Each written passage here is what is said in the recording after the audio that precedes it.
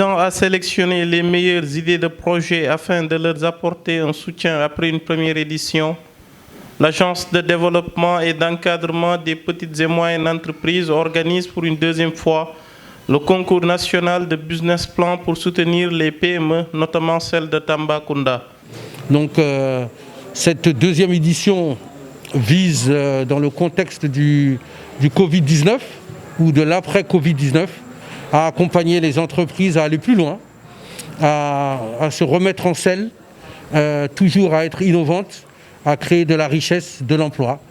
Et donc elle concernera en tout 120 entreprises. La première édition concernait 1,2 milliard au total. Celle-ci concernera 2,5 milliards de francs CFA, avec une moyenne d'appui de 20 millions de subventions, plus de l'assistance technique pour les entreprises primées.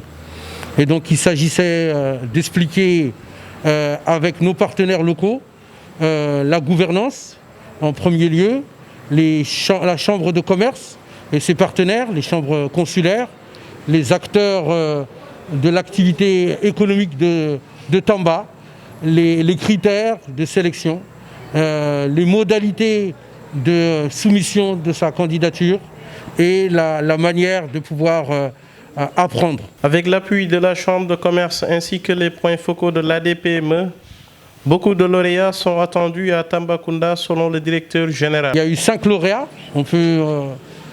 C'est mieux que certaines régions. On peut faire mieux encore. Je pense qu'avec l'appui de la Chambre de commerce, le fait qu'on ait aussi des points focaux ici pour l'ADPME dans le Sénégal oriental, avec le bureau de mise à niveau et les autres acteurs, on est en droit d'attendre beaucoup plus encore de lauréats, Inch'Allah, pour la région de Tambacounda. Lors de cette rencontre, M. Idrissa Diabira en a profité pour rappeler le potentiel économique à Tambacounda, qui d'ailleurs pourrait limiter les migrations.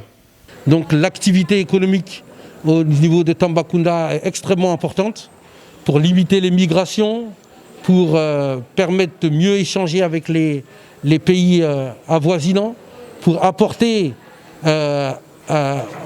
au Sénégal la souveraineté appelée de ses voeux par le chef de l'État, souveraineté alimentaire, souveraineté dans la production, la commercialisation par exemple de bananes, pour pouvoir améliorer justement le déficit de la balance commerciale.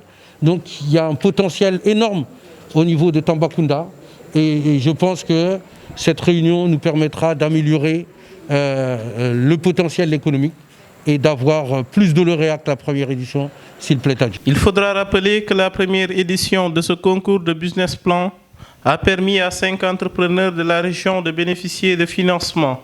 Et pour cette deuxième édition, les candidats ont jusqu'au 7 octobre 2020 pour s'inscrire.